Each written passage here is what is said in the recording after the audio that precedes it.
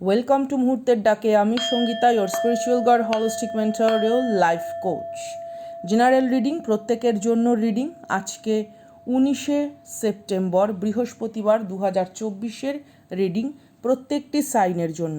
একটি বার্তা, রহস্যময় একটি বার্তা প্রত্যেকের ক্ষেত্রেই বলবো, তবে যতটুকুনি রেজনেট করবে ততটুকুনি নেবেন। কোনো রকম সুসংবাদ বা সুখবর বা এমন কোনো শুভ এনার্জি যদি রিডিংয়ের ভেতর থেকে আসে, তাকে ওয়েলকাম করার জন্য প্লিজ লাইক, সাবস্ক্রাইব বা মন্তব্য আপনারা চাইলে করতেই পারেন। অসংখ্য ধন্যবাদ। আমার যোদ্ধাদের আজকে জন্মদিনের শুভেচ্ছা এবং আজকের দিনটি বিশেষ কোনো কারণে গুরুত্বপূর্ণ হলে অনেক অনেক অভিনন্দন। চলুন চলে যাই সরাসরি রিডিংয়ে। আচ্ছা, প্রথমেই দেখুন এখানে যে কার্ডগুলো এসছে আমি শাফেল করে নিয়েছি, কারণ এক হাতে ভিডিও করতে হয়, তো দু হাত দিয়ে যদি আমি কার্ড শাফেল করি তাহলে আমার অসুবিধা হয়, তার জন্য আমি শাফেল করে দেন আমি ভিডিও করছি, ঠিক আছে? কারণ ফোনটা এক হাতে ধরা আর এক হাতে কার্ড শাফেল করা সম্ভব নয়, তাই জন্য। আচ্ছা, মূলত এখানে যে বিষয়বস্তুটি আছে, কোনো অপরচুনিটিস এবং গ্রোথ, প্রথমেই যে জিনিসটি আছে দেখুন, এটাকে আপনি আপনার অগ্রগতির কোনো রকম ইন্ধনও বলতে পারেন। যেমন দেখুন এখানে একটা হেরিকেন রয়েছে, আমরা প্রত্যেকেই জানি, একটা কেরোসিন তেলের সাহায্যে জলে বা যে কোনো প্রদীপ বা ধরুন এখানে যে মোমবাতিটাও রয়েছে, যে কোনো কিছুর যখন কোনো কিছু প্রজ্বলিত করি আমরা, ঠিক আছে, তো সেখানে কি হয়, এমন একটি বস্তুর দরকার হয় যেটা ইন্ধন যোগায়, ঠিক আছে, যেটা একটা ফিউল টাইপের, সেরকম কোনো বিষয়বস্তু। এই যেমন গাড়ি চলে বা যে আমরা নিঃশ্বাস প্রশ্বাস নিচ্ছি, আমাদের প্রাণ শক্তি সবটাই কি একটা এনার্জি। তো অবভিয়াসলি আপনার লাইফে যদি কোনো কারণে আপনি একটা স্ট্যাগনেন্ট ফিল করেন বা কোনো রকমভাবে ধরুন আপনি একটা থমকে যাওয়াকে অনুভব করে থাকেন, তো সেইখান থেকে কোনো রকম উৎসাহকারী অনুপ্রেরণা, যেটা ইউনিভার্স কর্তৃক প্রযোজ্য, এখানে হ্যান্ডটা আপনারা দেখতেই পাচ্ছেন, সেই এস অফ ওয়ান্ডস বা কোনো রকম এস অফ পেন্টাকেলস টাইপের একটা এনার্জি, সেই রকম বিষয়বস্তু এখানে কিন্তু আপনার লাইফে আসছে। আচ্ছা, দ্বিতীয়ত যেটা দরকার আপনার, টিম ওয়ার্ক বলতে কেবলমাত্র ধরুন অফিসের কোনো প্রজেক্ট বা কোনো খেলা, যেটা আমরা প্রত্যেকেই বুঝি টিম ওয়ার্ক বলতে মানে কি খেলা, কারণ খেলার মধ্যে অনেকে থাকে, কিন্তু দেখুন টিম ওয়ার্ক কিন্তু একটা সোলো ওয়ার্কও হয়। এবার বলবেন সঙ্গীতার মাথা খারাপ, সোলো ওয়ার্ক কখনো টিম ওয়ার্ক হয় না? ডেফিনেটলি হয়। আপনি কি একা কাজ করেন? নিশ্চয়ই না। আপনি মাথা দিয়ে ভাবছেন, আপনি সেটাকে এক্সিকিউট করছেন কর্মের মাধ্যমে, আপনার কর্মের পেছনে আপনার শরীরের সুস্থতা, মানসিক সুস্থতা, বাড়ির সাপোর্ট এবং ধরুন আপনার ফিউচার স্পাউস কিংবা যে আপনার বেটার হাফ, তাদের কোনো রকম মেন্টাল সাপোর্ট, কিংবা আপনার গুরুবর্গ তাদেরও শিক্ষা বা তাদের কোনো রকমভাবে দৃষ্টিগত বিভিন্ন রকম বিচার, কোনো বস্তুকে অনুধাবন করা, সব কিছু জড়িয়ে আছে। তাই আপনি কোনো কাজ একা করছেন মানে সেটা টিম ওয়ার্ক নয়, এটা কিন্তু ভাবা ভুল। তো কোথাও একটা টেকিং কমান্ড বা একটা ক্যাপ্টেন, মানে কোনো একটা কাজের কর্ণধার বা কোনো একটা জীবনের অধ্যায়ের নতুন করে সূচনার কর্ণধার ঈশ্বর আপনাকে করে তুলতে চান। এখানে দেখুন টুইন্স এসছে। টুইন্স বলতে আমাদের একটা দ্বৈত সত্তাকে বোঝায়। যেমন প্রত্যেকটি মানুষের ভেতরেই একটা আসুরি প্রবৃত্তি বা মনুষ্য প্রবৃত্তি বা দৈব প্রবৃত্তি, এই যে নানা রকমের চেতনাগুলো থাকে, সেই চেতনার কোথাও একটা মেলবন্ধন অথবা কোনো রকমভাবে অ্যাংজাইটি থেকে আপনাকে প্রোটেক্টেড রাখতে বলা হচ্ছে নিজেকে। যদি সম্ভব না হয় একটু সহযোগিতা নিতেই পারেন হিলিং সেশনের বা মেডিটেশনের, যারা প্রফেশনাল যারা রয়েছে তাদের থেকে, অথবা কারোর সাথে কোনো রকমভাবে কনসাল্ট করা, ঠিক আছে? কোথাও আপনার মনে হতে পারে যে আপনার দ্বিধাদ্বন্দ্ব, আপনার যে কনফিডেন্স লেভেলটা, সেই লেভেলটাকে হয়তো কমিয়ে দিচ্ছে, এরকম কোনো যদি ফিলিংস আপনার হয়, definitely you need some kind of guidance. সেটা অ্যাস্ট্রোলজার হতে পারে, কোনো হিলার হতে পারে, কোনো রেইকি গ্র্যান্ড মাস্টার হতে পারে, যাই হোক, এরকম কোনো যদি বিষয়বস্তুর প্রয়োজন হয়, ডেফিনেটলি গো ফর ইট। অথবা এটা কোনো লিগাল অ্যাডভাইস হতে পারে বা কারুর কোনো রকম শারীরিক সুস্থতার ক্ষেত্রেও কিন্তু কোনো রকম অ্যাডভাইস হতে পারে। অনেক রকম বিষয়বস্তু এখানে আসছে।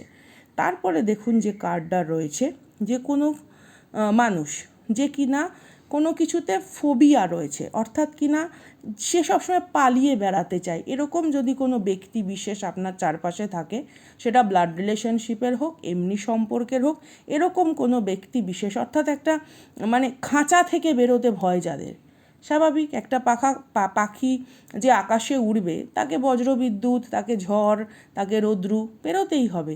তো খাঁচার মধ্যে আটকে থাকা পাখির কাছে সুরক্ষা আছে, স্বাধীনতা নেই। তো এমন কোনো মানুষ যাদের চিন্তাশক্তি অন্য কারো দ্বারা পরিচালিত এবং সেই পরিচালনার পেছনে যাদের অভিসন্ধি হচ্ছে একমাত্র কোনো একটা জায়গায় বদ্ধ থাকায় নিজের কমফর্ট জোনটাকে বুঝে নেওয়ার, অর্থাৎ কোথাও এখানে কারোর নিগূঢ় স্বার্থ লুকিয়ে আছে তার আত্মত্যাগের মধ্যে।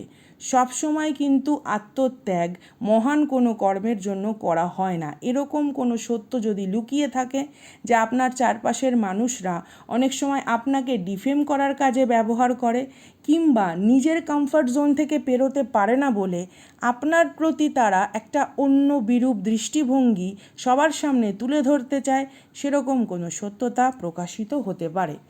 আমি ডেফিনেটলি আগামীকাল চেষ্টা করব রিডিং সামনে বসে করার, কারণ শরীরটা এখন একটু তাও ভালোর দিকে।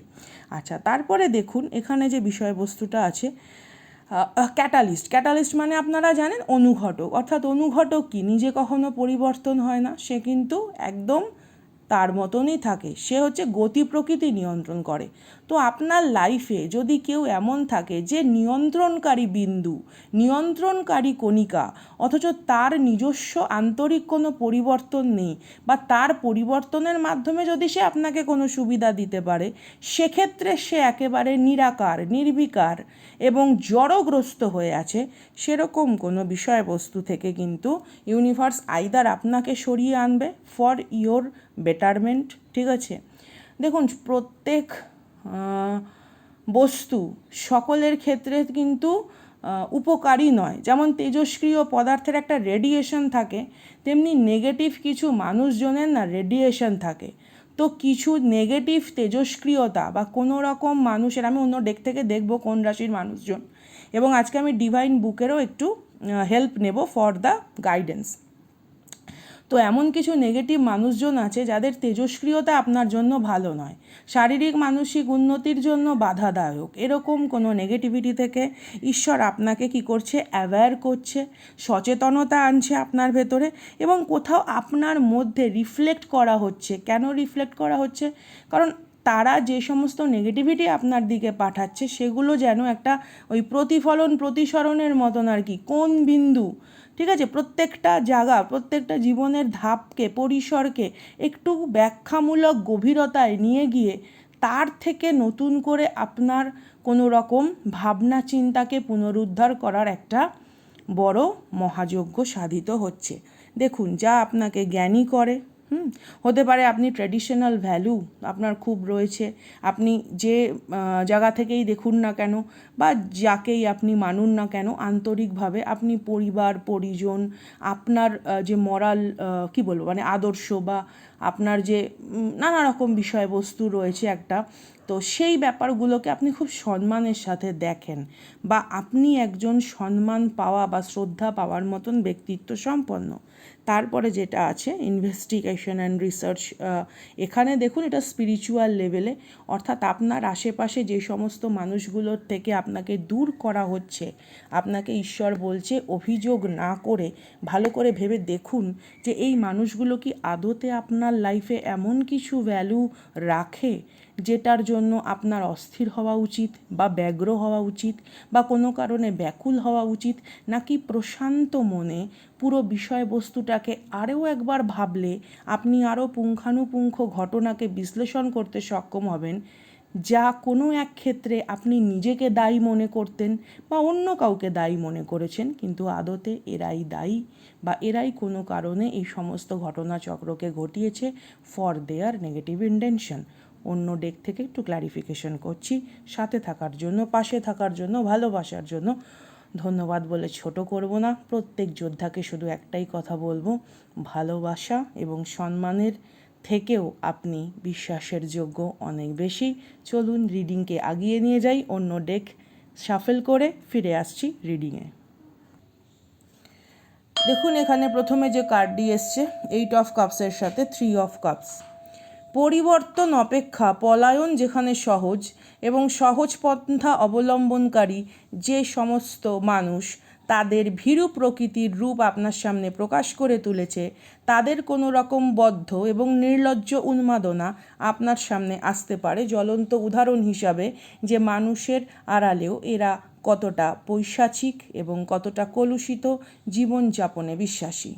তারপরে যে কার্ডটি রয়েছে হাই প্রিস্টেসের সাথে ক্ল্যারিফিকেশন করছে নাইট অফ কাপস, অর্থাৎ কিনা ইন্টালেকচুয়াল বা ইমোশনাল ইন্টেলিজেন্স রয়েছে এমন কোনো মানুষ আপনার সামনে আসতে পারে। এখানে যেই রাশিগুলি খুব হাইলাইটেড হচ্ছে ক্যান্সার, স্পাইসিস, স্করপিও অথবা জলতত্ত্বের রাশি, অথবা এখানে যারা রিডিং দেখছেন তাদের ভেতর প্রশ্ন বা তারা যে রিডিং দেখছেন সেটা আপনার অনুভূতির আঙিনায় জর্জরিত, অর্থাৎ কিনা ইমোশনাল দিক থেকেই আপনারা প্রশ্নের উত্তর খুঁজছেন। তারপরে এখানে যেটা রয়েছে 9 অফ ওয়ান্ডসের সাথে কিং অফ ওয়ান্ডস, এখানে আবার লিও, এরিস, স্যাজিটেরিয়াস এনার্জি আসছে। তো কোথাও এখানে একটা দৃঢ় ভাবা সম্পন্ন বা কোথাও একটা ফাইনাল ব্যাটেল, লাস্ট ফাইট এরকম যে হয় না, সেই রকম বিষয়বস্তু কারুর ক্ষেত্রে আসছে। সেটা হতে পারে তার নিজস্ব কোনো রকম রেকগনিশন, ফাইন্যান্সিয়াল স্ট্যাটাসকে মেনটেন করার জন্য। এখানে দুটি বিষয়বস্তু আসছে। এক, কেউ তৃতীয় ব্যক্তির জন্য কোনো রকম রিলেশনসকে খারাপ করেছে, অথবা কেউ কার নিজের ফ্রাস্ট্রেশনকে ভোলার জন্য অন্য কাউকে নেগেটিভভাবে ব্যবহার করেছে, যেটা আপনি জানতেন না। দুই, আপনার লাইফে এমন কোনো ব্যক্তি একটা সময় এসেছিল যাদের জীবনের অনেকটা অন্ধকার দিক সম্পর্কে আপনার স্বচ্ছ ধারণা ছিল না। হতে পারে সেই ব্যক্তির পূর্ব কোনো সম্পর্ক সঠিকভাবে পরিপূর্ণ হয়নি, অথবা আপনার প্রতি সম্পর্ক স্থাপনের পেছনে তার কোনো আর্থিক উন্নতির ভাবধারা লুকিয়ে থাকতে পারে। পরবর্তীকালে আপনি নিজেকে যথেষ্ট পরিমাণে শক্তি সঞ্চয় করে, অভিজ্ঞতাকে একত্রীভূত করে নিজের জীবনের বাস্তব রূপটিকে গ্রহণ করতে সক্ষম হয়েছেন। এছাড়া আরেকটি দিক যেটা আসছে, কোনো রকম বিভ্রান্তিকর পরিস্থিতি থেকে বেরিয়ে আপনি এখন নিজের স্বরূপে স্বমহিমায় প্রতিষ্ঠিত, যাকে শ্রদ্ধাও করা যায় এবং সমীহ। চলুন আজকে ডিভাইন বুক থেকে একটি ছোট্ট গাইডেন্স নেব। 12 pop out in my phone. It's a good energy, please welcome ইট। প্রত্যেকে এখানে ইন্টেনশন সেট করুন, প্রত্যেকে এখানে নিজের এনার্জি দিন। আপনাদের যেটা জানার সেটাই ডিভাইন বুক যেন প্রোভাইড করে। Thank you so much universe, thank you angels, thank you spirit guide, thank you the ultimate knowledge of the universe, thanks a lot. চলুন দেখে নিই কী বার্তা আছে। দেখুন, প্রথমে যে বার্তাটি এসছে আপনারা পরিষ্কার লেখা দেখতে পাচ্ছেন, যেহেতু আমি এটা ব্যাকসাইড ক্যামেরায় করছি, শ্যুটিংটা করছি, কারণ আমি ক্যামেরার পেছনে, আমি সামনে বসে নেই, তো লেখা উল্টো আসার সম্ভাবনা নেই। কোনো কিছু হয়তো এখানে এমন হয়তো আপনার মনে দুশ্চিন্তা থাকতে পারে আপনার শত্রুকে নিয়ে বা পাস্টের কোনো এনার্জি নিয়ে, যে তারা আবার নতুন করে প্রভাব বিস্তার করতে পারবে কিনা, বা আর কোনো রকম, ঠিক আছে, নেগেটিভিটি আপনার লাইফে কেউ ছড়িয়ে দেওয়ার মতন কোনো ষড়যন্ত্র করছে কিনা, এই রকম কোনো বিষয়বস্তু থেকে যদি আপনি দ্বিধা দ্বন্দ্ব নিয়ে ভাবনা চিন্তা করে থাকেন, তো নিশ্চিন্ত হয়ে যান যে তারা কোনো দিনই আপনার লাইফে আর নেগেটিভিটিকে বিস্তার করতে পারবে না। কারণ সমস্ত রকম ব্লকেজ, সমস্ত রকম গালাত উদ্দেশ্য বা কোনো কি বলবো কুরুচিকর উদ্দেশ্য নিয়ে যদি আপনার জীবনে কেউ এসেও থাকে, তাদের কিন্তু পথকে অবরুদ্ধ করা হচ্ছে ইউনিভার্সের দ্বারা। আরেকটি উত্তর দেখি কি আছে। Keep an open mind. আচ্ছা, আপনার মন মানসিকতাকে বলা হয়েছে ওপেন রাখতে, অর্থাৎ কি না, সহজভাবে কোনো কিছু গ্রহণ করার আগে সহজভাবেই কোনো কিছুকে বিশ্লেষণ করার ভাবনাটা অতীব তীক্ষ্ণ রাখলে পরবর্তীকালে বা আগামী দিনের জন্য সেটা কোনো রকম ভয়াবহ রূপ সৃষ্টি না করে, তার ভয়াল কোনো রকম কুরূপ যদি থেকে থাকে তা প্রথমেই প্রকাশ করে আপনাকে মুক্তি এবং স্বস্তি দেওয়ার জন্য বদ্ধপরিকর। তো এই ছিল আজকের রিডিং। ভালো লাগলে please do like, subscribe, share. আপনারা সুপার থ্যাঙ্কসের মাধ্যমে চ্যানেলে ডোনেট করে ভালোবাসা জানাতে পারেন। মেম্বারশিপ নিয়ে আপনারা ট্যারোট সম্পর্কে আরও অনেক কিছু জানতে পারেন। এছাড়া পার্সোনাল রিডিংয়ের জন্য ডেসক্রিপশনে দেওয়া নম্বরে যোগাযোগ করে নেবেন। মুহূর্তের ডাকে আমি সঙ্গীতা, আসছি আগামী দিন অন্য রকম কসমিক ভিশন এবং সাম কাইন্ড অফ রহস্যময় রিডিং নিয়ে। তারা